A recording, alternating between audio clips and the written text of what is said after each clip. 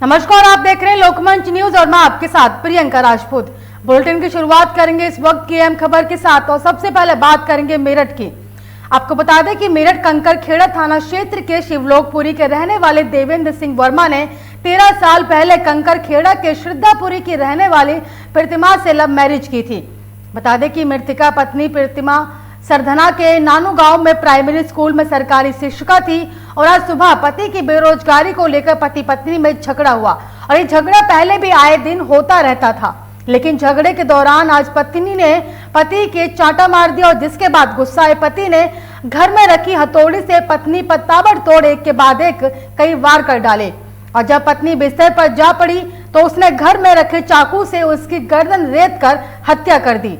पति ने इस पूरी वारदात को अंजाम अपने 10 साल के बेटे के सामने किया और हत्या के बाद आरोपी पति काफी देर तक पत्नी के शव के पास बैठा रहा और उसके बाद वह खुद ही थाने पहुंच गया और खून से सने हाथ देख पुलिसकर्मी हैरान रह गए।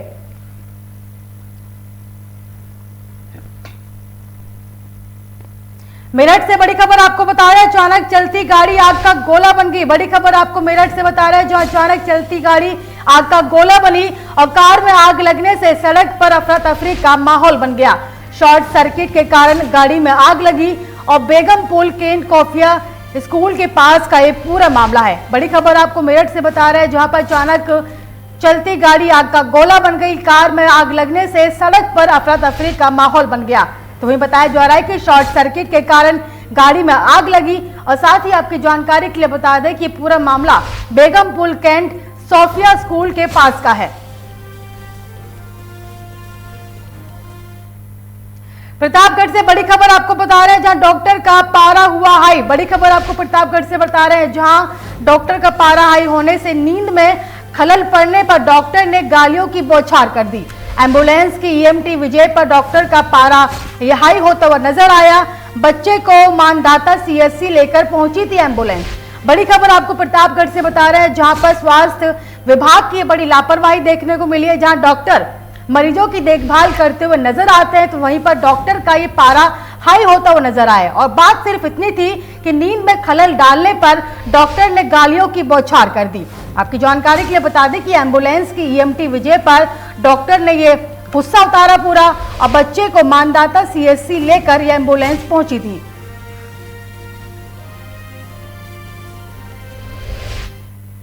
उन्नाव में घर के बाहर बैठे वृद्ध की दबंगों ने पहले लाठी डंडों से पिटाई की और उसके बाद उसका गला दबाकर मौत के घाट उतार दिया।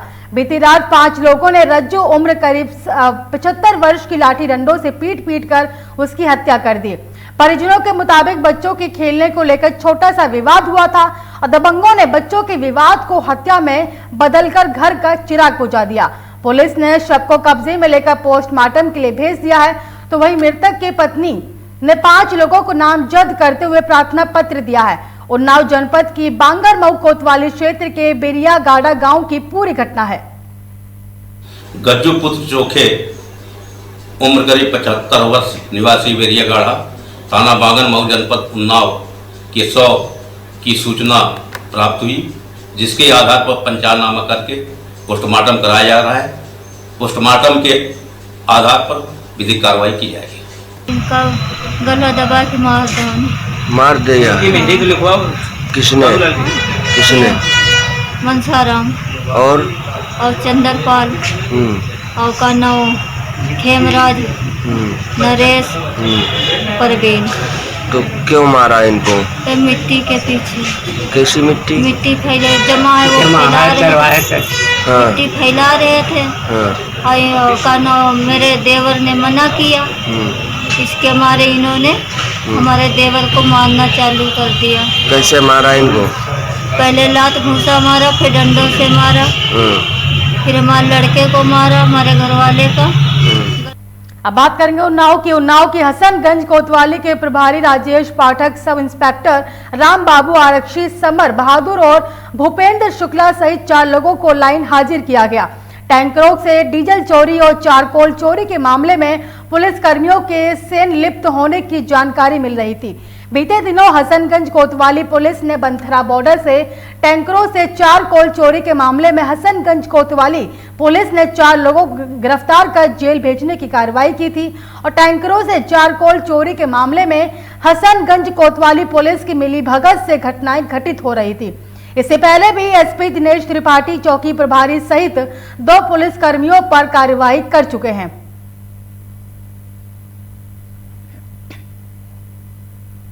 बता दें कि वाराणसी के अशफाक नगर कॉलोनी में साड़ी के कारखाने में आग लगी और पिता पुत्र समेत 4 लोग आग में जिंदा जल गए। अशफाक नगर में साड़ी फिनिशिंग का कमरे में खाना बनाते समय आग लगी और 4 लोगों की मौत हुई है। बता दें कि वाराणसी मोहल्ला अशफाक नगर में एक साड़ी फिनिशिंग का कार्य करने वाले कमरे में खाना बनाते हुए सुबह ये आग लगी और जिससे अंदर ही बिजली के तारों में ये आग बढ़ गई। इसे कमरे के अंदर कार्य करने वाले 4 लोग घिर गए और बाहर नहीं निकल पाए। मोहल्ले वालों ने संकरी गली में स्थित कमरे में पानी डालकर आग बुझाई और गैस सिलेंडर बाहर सुरक्षित निकाला गया। आग किसी और घर में नहीं पहुंची और संकरी गली में आमने सामने कई घर भी हैं। आग में घिरे 4 व्यक्तियों की दुखद मृत्यु अंदर ही कमरे में आग बुझाने से पहले ही हो चुकी थी और जानकारी होते ही वरिष्ठ अधिकारी गण भी मौके पर पहुंचे और उनके फायर ब्रिगेड पहुंचने से पहले मोहल्ले वासियों ने तत्परता से आग को बुझा लिया। ये यहाँ वाराणसी में मदनपुरा के एक व्यक्ति थे जो अशफाक नगर में अपनी साड़ी की फिनिशिंग का काम करते थे। उन्हीं के कमरे में जहाँ वो साड़ी फिनिश और पैक करते थे, उनके कमरे में सुबह लगभग 11:45 बजे के आसपास आग लग गई और आग लगने से उनका बेटा, वो खुद और 2 लेबर जो बिहार के थे, वो चारों उसमें घिर गए। वो खाना बना रहे थे, वहाँ पे जो सब्जियाँ वगैरह और कुकिंग के यूटेंसिल बरामद हुए। मस्जिदों में लाउडस्पीकर को लेकर महाराष्ट्र के थाने उड़ी चिंगारी अब देश के दूसरे हिस्सों में भड़क रही है। धर्मनगरी वाराणसी में भी एक शख्स ने अपने घर पर लाउडस्पीकर टांगे हैं और इन लाउडस्पीकर के जरिए 5 पैर हनुमान चालीसा बजता है। जिस शख्स ने ये लाउडस्पीकर लगाए हैं वो काशी विश्वनाथ ज्ञानवपी मुक्ति आंदोलन से जुड़े हुए हैं। इनका नाम सुधीर सिंह है। सुधीर सिंह बीजेपी के स्थानीय नेता भी हैं। इनका मानना है कि काशी में लंबे समय से सुप्रभात और हनुमान चालीसा का पाठ होता आया है। इसी परंपरा को उन्होंने आगे बढ़ाने का काम किया। यही नहीं, सुधीर सिंह ने काशी के 101 मंदिरों और कुछ घरों में लाउडस्पीकर लगाने का निश्चय किया है और साथ ही इसे लेकर मुहिम चलाने की बात भी कही। मैं सुधीर सिंह हूँ। सुनील, ये बताइए कि आखिर क्यों जरूरत पड़ गई आज लाउड स्पीकर के जरिए हनुमान चालीसा की, वो भी 5 पहर? 5 पहर की कभी ज़रूरत ही नहीं थी।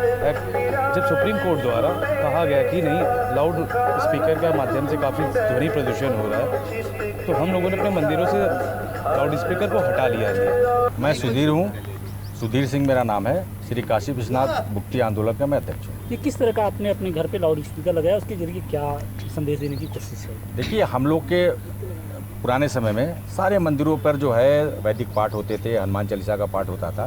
धीरे धीरे जब सुप्रीम कोर्ट ने एक टिप्पणी करी कि वॉइस पॉल्यूशन नहीं होना चाहिए, तो मंदिरों से स्पीकर उतर गए। लेकिन मस्जिदों पर जहाँ 1 स्पीकर थे, वहाँ से 10-10 स्पीकर हो गए। सुबह 4:30 बजे जो है। फिलहाल मुझे दीजिए इजाजत और देखते रहिए लोकमंच न्यूज।